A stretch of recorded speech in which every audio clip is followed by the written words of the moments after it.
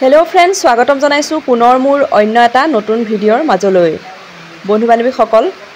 অসমৰ জনপ্ৰিয় কণ্ঠশিল্পী জুবিন গাৰ্গৰ খবৰটো আপোনালোকে পালেনে এই মাত্ৰ আহিল সকলোৰে হিয়াৰমথু মৰমৰ কণ্ঠশিল্পী জুবিন গাৰ্গৰ এটা খবৰটো শুনি সঁচাকৈ বহুত দুখ লাগিল হঠাৎ অসুস্থ হৈ পৰিল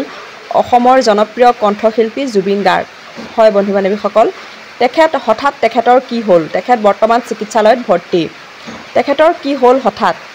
জানিব পৰা মতে তেখেতক ৰাতি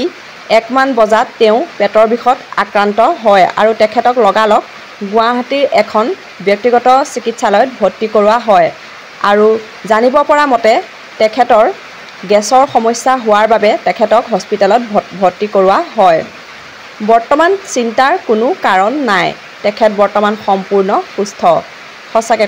ভগৱানৰ ওচৰত প্ৰাৰ্থনা কৰিছোঁ তেখেত যাতে সোনকালে সুস্থ হৈ আকৌ ঘৰলৈ উভতি আহে ভগৱানে তেখেতক সদায় ভালে কুশলে ৰাখক